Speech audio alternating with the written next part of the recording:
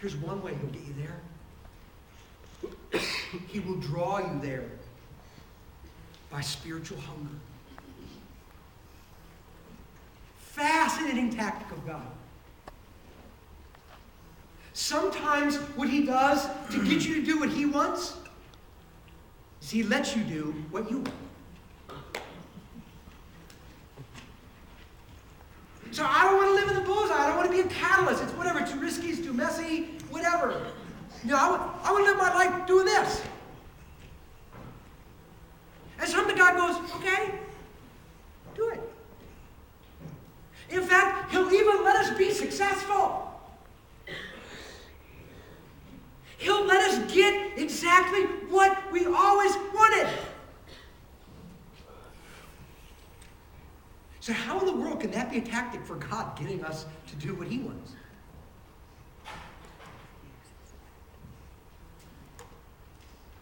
The 106th Psalm recounts an event that had happened hundreds of years earlier, when a bunch of rescued slaves were wandering through the Sinai Peninsula.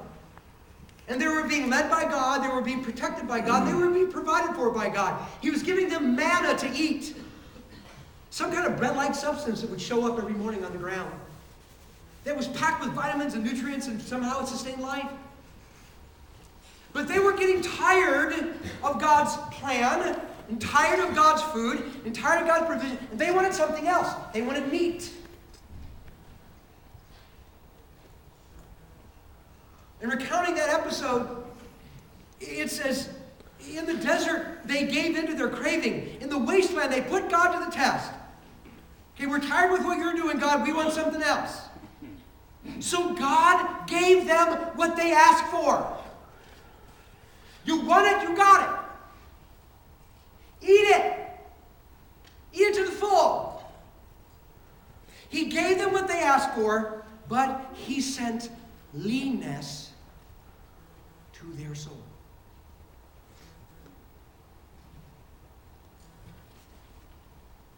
Did eating all that meat make you feel better? To make you satisfied? Did it fulfill you? Or did you just get hungry all over again?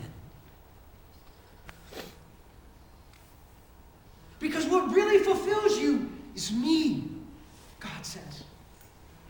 It's my ways and my plan that bring real satisfaction to your heart. And sometimes I'll let you have exactly what you want, because in getting it, you'll realize it's not what you really wanted all along, because it's not what you thought it was. It didn't really satisfy you. It just left you with a deeper spiritual hunger. You ever wonder why in Jesus' day many successful people cashed it all in to follow Jesus? They did. People who were powerful politicians, wealthy businessmen, and religious elitists cashed in their careers to follow Jesus. Have you ever noticed that today you get wind every now and then of a celebrity, a sports star, a TV or movie star, a politician, some big figure cashed it in to follow Jesus? Do you ever wonder why? Could it be that their wallets were fat, and their houses were nice, and their cars were big, and their resume was full, and their trophy case was well decked out, but their souls were lean? Because they got exactly what they wanted. But it's not what they really wanted. There had to be something more, something deeper, something more substantial, something that really satisfies. And there is. It's life in the bullseye. It's giving your life away in loving service to others as a catalyst to help them find God.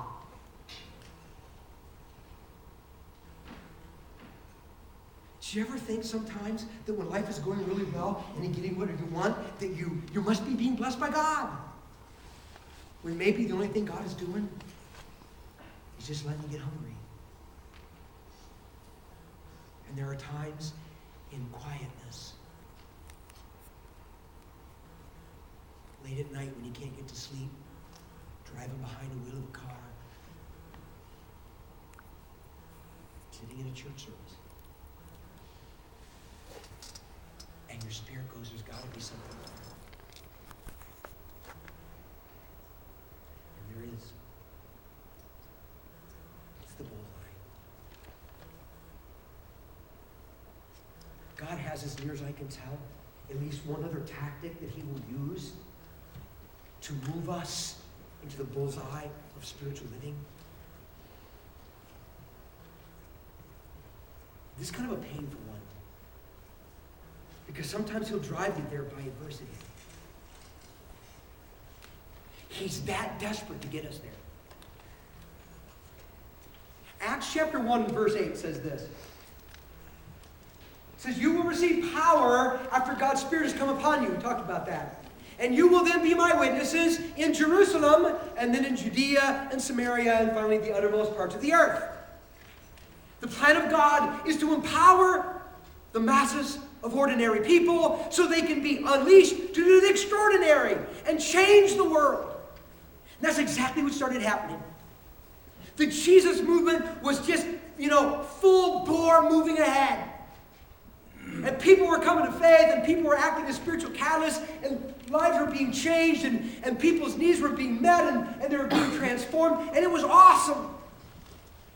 And as the church grew, there were more intense needs that developed, and they created more leaders and better organizational structure to help meet the needs, and everything looked to be going so great. But like 10 years down the road, everybody was still in Jerusalem. Everybody was feeling comfortable.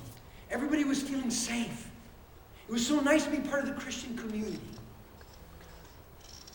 So look what God did in Acts chapter 8 and verse 1. It says, on that day, a great persecution broke out against the church at Jerusalem. And all except the apostles were scattered throughout Judea and Samaria. And those who had been scattered preached the good news wherever they